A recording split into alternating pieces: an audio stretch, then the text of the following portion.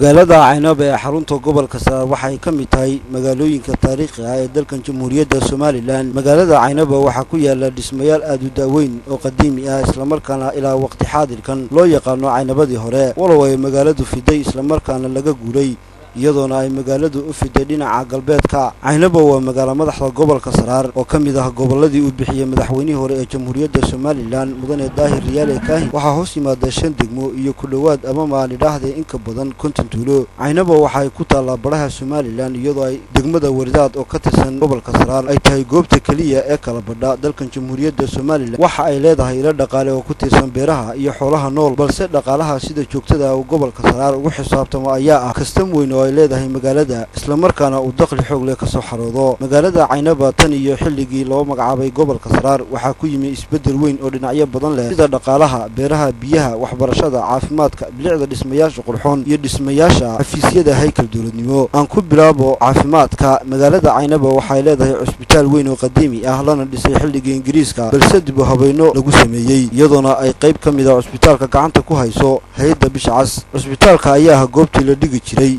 markaana lagu daaweyn jiray ciidamada qaranka Jamhuuriyadda Soomaaliland xilliga ay dagaalka kula jireen maamul goboleedka Soomaaliyeed ee Puntland isla markaana lagula wareegay magaalada Laascaanood ee xarunta gobolka Sool. Caynaba waxaa gacanta ku haya hay'adda Bisha Cas SRCS ayaa hambalgaraysa bixisa ilkaha 3 qof oo shaqaala waxay kaloo bixisaa daawada, talaalka, quudinta, fiirinka iyo waxyaalaha kale ee social ah ee lagama maarmaanka ah oo dhan. waxaanu u baahnaa talaalka la yidhaahdo outreach-ka iyo OTB. waanu bishii u baxno OTB-ga 20 casho, ka kalena 5 casho ilaa 7 casho marba ayaanu bishii baxnaa. waxaanu gaadhnaa ilaa 20 tuulo oo gobolkan Saraar ka mid ah ilaa Qori Dheere ilaa Hiblo inta u dhaxaysa.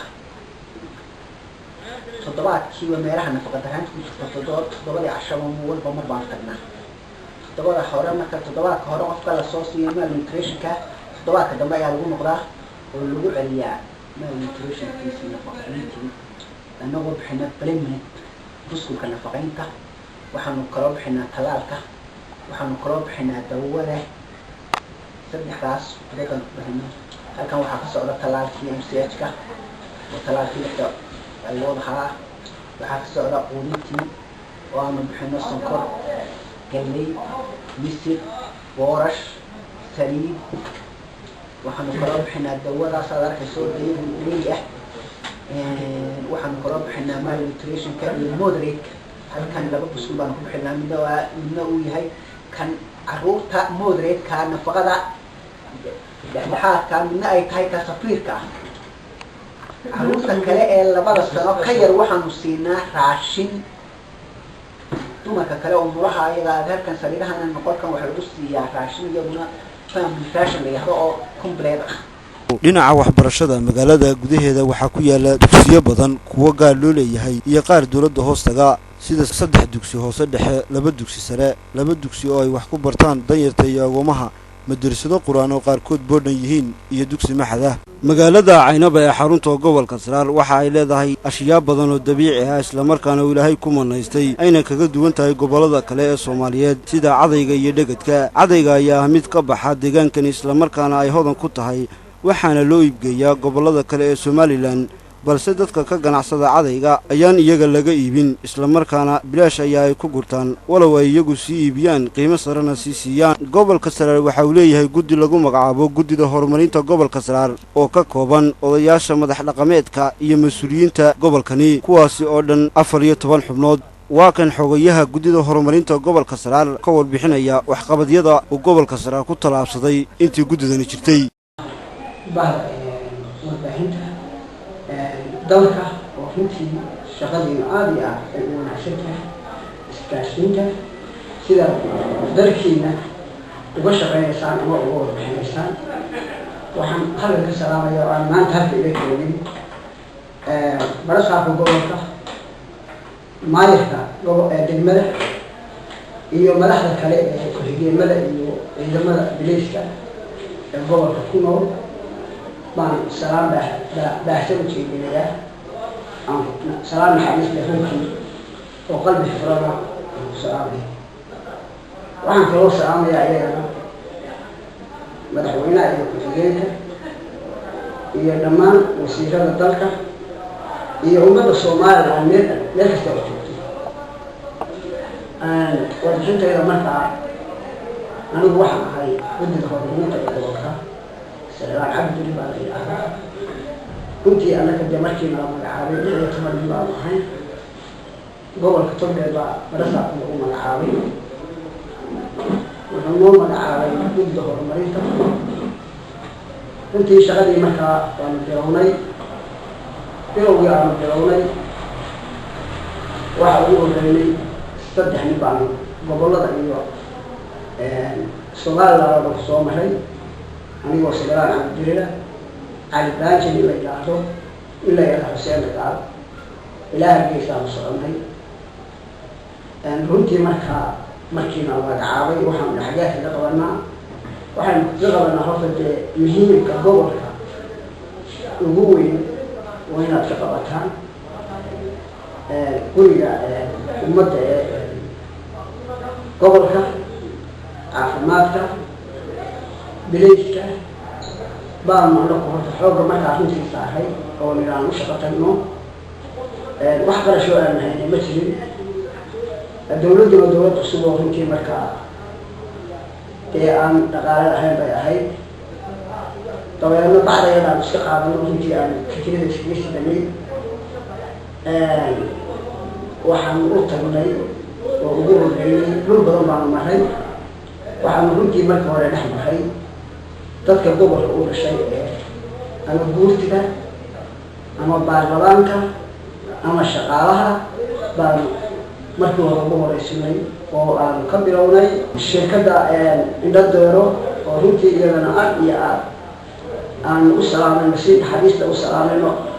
سلام قلبي يرهفنا أن أسلام إنه ومحور يدنا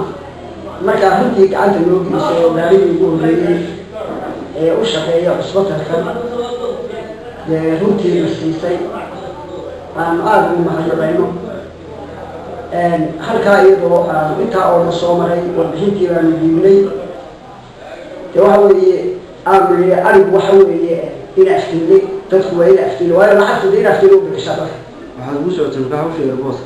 heesha airportka wax nagala qabto baanu isagana uga socday runtii nasiib daro de maanaan arag laakiin warbixintii way noo taalaay dhul badan baanu maray meel walba waa jeelkaanu ka hadalay caafimaad baan ka hadalay waxaanu ka hadalay maxkamadda wax allaale wixii gobolku leeyahay oo aan ilaa maxamed siyaad ahre aan waxba laga qaban saddex xukuumadood oo kalena ay isbedeleen inay dhacaan gaar allaha u naxariistee maamulkii riyaale oo ka dambeeyey maamulkan uu ka dambeeyey maxamed axmed siilaayo runtii intaa oo dhan oo aanu qayrinaynay gobolkan wax allaale wax laga qaftay bangigaasaan umalaynaya wax laga qaftay intaasoo dibadood faahfaahintoodii baanu dhiibnay waraaqahoodii baanu dhiibnay weli sidii baanu runtii u sugaynaa kabacdi waxaanu dhiibnay oo maamulku soo jeedshay mar haddaynu qaydino waxbayna soo gaadho waaye iskeenaan wax u qabsanno runtii aada iyo aad baan maamulka ugu mahadnaqayaa gobolkan barasaabka iyo maayirkaba iyo ku-xigeenmadaba dabadeedna gurigii waxay yeeleen dalku haddaanu dee lahayn mar hadduu loo socon waayo kii gobolka waa inaanu dhisno jeel dhisno jeelkaa dabadeedna waxa weeye iyaga oo miyirkooda iyo maankooda oo dadweynahooda la kaashanaya in markaa la bilaabo anigii nin la yidhaahdo xasan rood cadde baana loo xisaaray isagana cabdidirida jeelkaa runtii waanu bilownay waanu dhisnay wixii dee tamartayada ah waxa weeye jeelku waa wixii dawladuhu dhisi jireen ama hay-aduhu dhisi jireen ma aha wax shacab dhisi karo runtii anagu karkadeedii gobolku wuu dhisay waxaa la dhisay 3 aqal oo jeela oo lagu xirayo ragga iyo mid dumarkaa 2 maqsin oo iyana waaweyn oo askartu leedahay berkedii musquladii oo dhan intaas baan runtii dhisnay markii horena dayrka oo dheer oo weyn oo ilaa kolley ama waa 200 oo mitir oo isku soo wareeg ah baa laga dhex dhisay runtii dee tabarteedu waa noqonay laakiin wax badan baa u dhiman intaan waxaan la sugaynaa dawladda iyo hay'adaha iyo gurbajoogga waxaanu kaga qabanay oo imika kulliya jira gobolka iyo annaka horumarintooda wax allaala inaan cidnaba sugin aynu iskaa wax u qabso runtii aan ku shaqayno laakiin baahidii halkii taal waxaa imika noogu daran geerka isbitaalka bilayskiioo runtii degdegi iska taagan oo aanan annaka waxba ka qaban karin in loo soo daayo hay-adaha dee wax ka qaban kara amniga ee dhulkaas oo kale dhisa isbatalku 7 iyo baa la furay 97 ilaa maalintaa waanu taagnay iskaa wax qabsaan ku shaqaynaynay waxa weeye dawada annakaa iibsana gogosha annakaa iibsana cumriga annakaa iibsana biyaha dadkaasaa farinta yeerkaada iibsada guddidana runtii waxaan ahay guddoomiyaha guddida baan ahay anigu Salebaan Cabdidiin markaa runtii waxaan ka codsanaynaa dawladda iyo hay-adaha dee caafimaadka shaqada u geystada waxa weeye inay arrintaa isbeddelka ama caafimaadka shaqaalaha mid walbana ka soo caawiyo intii ay dalkan Jamhuuriyadda Soomaaliland la wareegeen xisbiga muxaafadka ee kulmiye gaar ahaan xukuumadda madaxweyne Axmed Siilaanyo ayaa guud ahaan dalka waxa ku yimi isbeddel weyn balse gobolka Saraar ayaa isbeddelkaasi ka hana qaaday kadib markii uu gobolka gacanta ku dhigay gudoomiyaha hadda hoggaanka u haya gobolka Saraar mudane Ibrahim Xaaji Xasan Cali oo tan iyo xilligii uu xilka la wareegay gobolka isbeddel weyn oo taariikhda u gali doona ka hirgeliyay magaalada Caynaba ee xarunta gobolka Saraar waxa ay caan ku tahay dhinaca biyaha iyadoona ay ku yaalaan ceelal badan gaar ahaan ceelka weyn ee caanka ah ee Caynaba loona yaqaano ceel weyne oo ay inta badan ka cabaan xoolo aad u tiro badan oo isugu jira geel adhi lo fardo isla markaana ay ugu badan yihiin geel iyo adhi balse magaalada Caynaba waxa ay biyaha ka heshaa ceel masaafo dheer u jirta magaalada oo qasabado loogu soo qaado iyo dhinaca biyaha barkadaha waa ceel taariikhiana waa ceel ilaa iyo Ingiriis soo jiray waxa inta badan la yiraahdaa ceelka Caynaba wuu baabay ama se maxaan yiraahdaa hadda ceel shaqayn kara maaha waad aragtaa waxa geel jooga ceelka markii hore wuxuu lahaa 6 kadin maxaan yiraahdaa 3 kadin waa la xidhay waxa xidhaayada la yiraahdo DRC maxaan 3 kadina kala way banaan yihiin waxa jirta ceelkan waa ceel dheer marka la qodo sidiisa qofka laga saaro waa dadku liqaa imka dhibaatooyinku keenay waxa kamid ah inuu caruurtii liqo waxaan runtii aad iyo aad u codsanaynaa in ceelkan laga shaqeeyo kadmadiisa la xiro albaabadiisa maadaama dhibaato keenay la xiro ceelka systemkiisa xooluhu ay ku cabi jireen dib loo soo celiyo waqti dhow buu liqay in yar buu dhawaan liqay marka waxa halkaas dhibaato ka timi inuu ubadkiina markaa liqo waxa halka ka cadaanaysa hadda waad aragtaa waxa xoolo jooga xilliga ceelasha kale ay go'aan oo dhan ceelkan waa ceelka kaliya ee la isugu yimaado ee ummaddu ay ku badbaado ilaa galbeed ilaa bari ilaa hawd meel kasta ceelkan waa looga yimaada ceelkan markaas waxa weeyaan waa ceel runtii aan go'in oo bada waa bad ceel go'aan maaha aan dalbayna wasaaradda macaanta iyo biyaha hay'adaha biyaha ku hawlan in sida ugu dhaqsaha badan leh ceelkan wax looga qabto oo lagu soo degdego waxaan tusayaa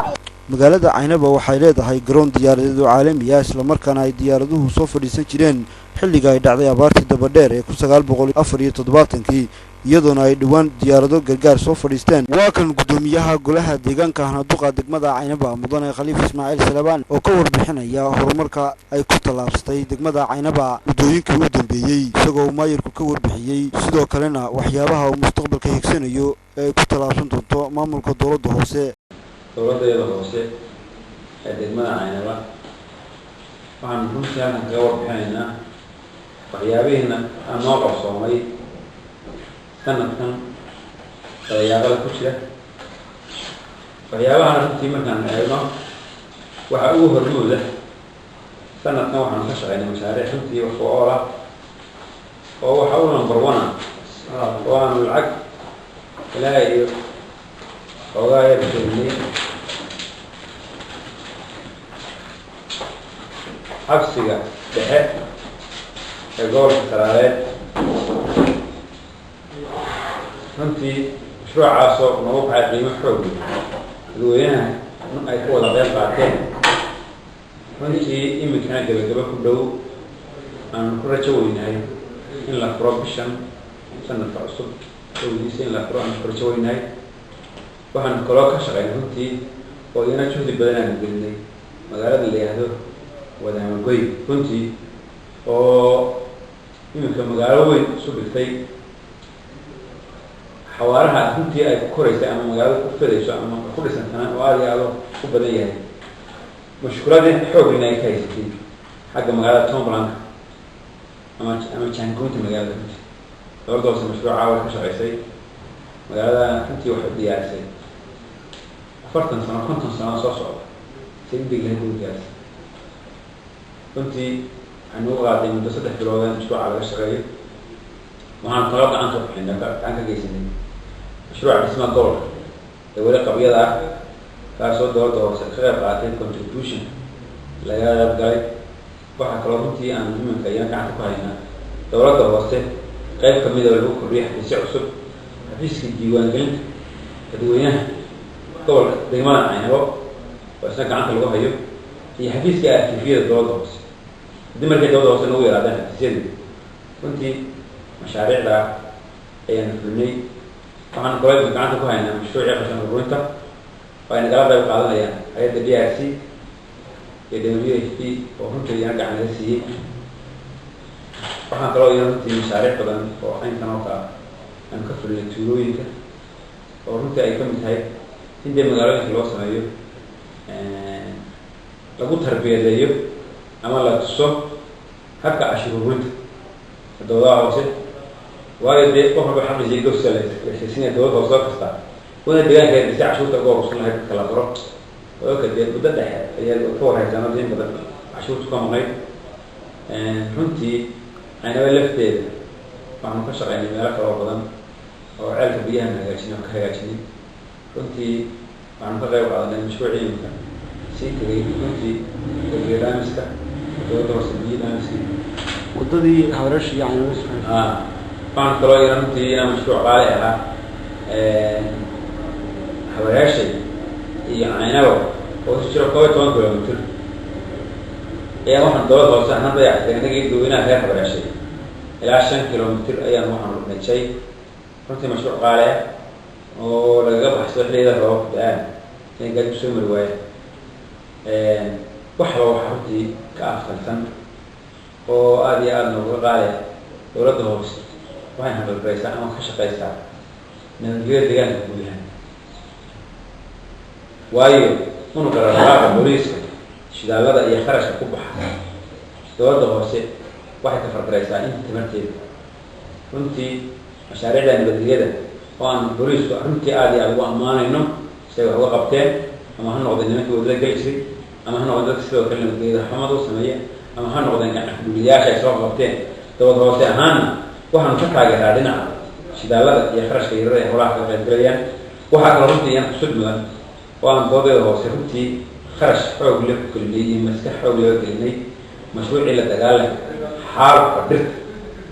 ayaan kharashka badan gelinay mashruucaasna runtii aad iyo aad baan ugu wadnay inaan ku guulaysanay waayo maanta haddii aad marto dhulkii xusuustu branch aad kirib tagto aad Wadaamagoy tagto aad og tagto aad ceel aad tagto aad tuulooyinka miyiga u leexato haddii aad waddo mid horisto xabadda xoolo meel taal waa laga wada markhaati runtii dadka dee waddooyinka maray dadka ka ganacsan jiray way ka warhayaan arrintaa runtii waxaanu saaray juhdi xoog leh ilaa iyo waxaanu tagnay ceelal waxaanu tagnay kubraxangeeyo waxaanu tagnay ballac caraale waxaanu tagnay samakaab waxaanu ka hoshaqeynay sagaar godan mashaariicdaas dadkii dhuxushaa dabar beynayay gacan xoog leh ayaa booliisku naga siiyey ilaa heer gobol waa la isugu tegey barasaabkaa tegey madaxxigeenkaa tegey golaha deegaankaa tegey booliiskaa tegey hawshaas si waxba loo qabtay ilaahay baa ku mahadle dadkii runtii arrintaa ka shaqeynaa ammaan gaar aan nugadna maantana waxaan u digayaa halkan uga digayaa dadkii dhuxulaystada ah ama shirkadihii dhuxushaa gubi jiray oo haddeer la hadalhayo inay dhulkii kusoo noqonayaan haddii ay dhacdo awal ciqaab maanaan samayn oo kumaanan sharciga manaan gelin haddii ay dhacdo shirkad dambe ama dad dambe oo urur oo dhuxulaysta oo dhulka gubaya haddaan qaban waxaa laga fiirsan doonaa tallaabo sharci maxaa leedahay kulka waan tooga runtii ale control runtii iyana waxaan sameynay oo fulinay مشروع اسمه الحيلة دورة هوسة وأنا مقالة كنترول رحيم كنتي مشروع أنا دورة هوسة هان وأنا كهول قلي كنترول كنا مقالة وكسري كلنا واو اسمي ولا قالي سودي روتي سيدو كلا بحان وكتفر كا يبقى كنتي واحد لو دجاج كما هو قلي يا أبو قلي وأنا مولان كرر ما عنده واحد يكسرنا أنا دولة شري أما لست منه أما كنتي أما كبر دولة قولها بس قول كشغية هذه برثة به ليت اللي غيره به ننعكس الرودة الرياضة الرودة بالشدة يشدوياش وهذا ثمتي سكحة خلاف لأننا كمان نحشر لا أصلا ما واحد وقت الشري ما هو أصلا نجد مني كنتي واحد كرة شوينا إنه سنة تبي جواليس والبحين غالية والضلك يضلك واحدة وزيادة الضلك كنتي واحدة أنا شو صار رأيي كرة شوي والله بهذا صحافته يعني أنا عادي أروح روان مانيا سافر في الرقم بدون هذا عليه زوجة سيان ورك هي مشاريع هي هرمات كسرور قد يأخذ روان مانيا هو اللي بين واحد كلام يرمتي سنة كان أنا وأنا شفت حرارة يقول سبب كسوبنا لكن سنة كان وأنا سوكر مني والدنيا قوة مني فدول خير ولا قصار شارع مشروع هذا شارع كلي روح حول لا قصور شري عين والله وضع بيرلي روح حقلي مشروع على وضع كنتي وعن قراية سنة في مني وأديكم محكتي أنا مغادر يعني دول وصان دفعت فرق وحن نقول كباري ربع جلني وباري ومانتا كنتي كدومني كان قاعد إلى بقول جيد لو كهرة وحن ندوينها وقايمني لا بقول كنت جيد كنتي وحن سروقي أنا مجرد هيك شيء كنتي نقلب على بعتين صداقة هي معي هاي مكسيكو مشروع الدجال حارس ونقص بدلين بخشي هاي عليه شرطة وكنتي لو بقول وشرطات لو قيمي تدوينها تجن مجال كنتي سنة كمان في السوق مثلا السوق حلو مشاريع لخير كشيء أنت سويت الدولة هوس أي عنها حاجة كذا لكن كوا هذا كان قبتين هي كوا هي الدولة قبتين كنتي هي واحد بالمطون معها وحنوتي عادي أبغى أمانة يعني لو كان قادنا سياسة قرن كحيرسن إن ذلك هي ذلك وعلاقة أنا والله كان قادنا أنت كمان خير أهل برنامج هلك النومرية مستقبل لحد نص السنة وصلنا كل سنة كدور صح مستقبل كان تصور أنا في الدنيا قدرة كبار حولنا إن مشروع الشورى الدولة الرئيسية الجور كوبا في النوم تملوينك دور أوردن كسوة غضب وقدرة النوم وايو حدي أن لهلين لقاعدة تدخل عشور سبحين والمرء مسكين قد وضع ما تاركه قد قال له أنه هذه لا يهمه سدا سيستقر كفر هذا إن نقول شهنم أنت كمان تيضع مشروع الديوانين تدوينه سومالي channel كنتي وآدي أنا ولا شيء ثمن كروش شيء والبهند عالم من الجرسي وكانوا أصلاً آدي نقوم عندنا شغالة وشغالية هي سومالي channel sidoo kale magaalada Caynaba ee xarunta gobolka Saraar waxa ay kasbatay inay noqoto goob ay hay'aduhu ku soo hirtaan marka loo eego gobolada bariga Soomaaliland gaar ahaan Sool Sanaag iyo Saraar xaaladda ammaanka awadeed iyadoona noqotay goob ay hay'aduhu gabaati iyo ammaan ka dhigtaan waxaana degan hay'ado tiro badan daawadayaal intaasi waxaan ku soo gabagabaynaynaa barnaamijkii koobnaa ee aan kaga hadlaynay taariikhda iyo horumarka gobolka Saraar muddooyinkii ugu dambeeyay gaar ahaan magaalada Caynaba sidoo kale daawadayaal taariikhda gobolka Saraar iyo waliba horumarka magaalada Caynaba maaha mid lagu soo koobi karo waqti kooban balse taariikhda gobolka Saraar waa ay tiro badan tahay dib ayaan idinku soo gudbin doonaa barnaamijkan waxa idin la socodsiinaya anigu Maxamed Aadan Dirir intaynu mar dambe hawada ku kulmi doono waxaan السلام عليكم ورحمة الله تعالى وبركاته.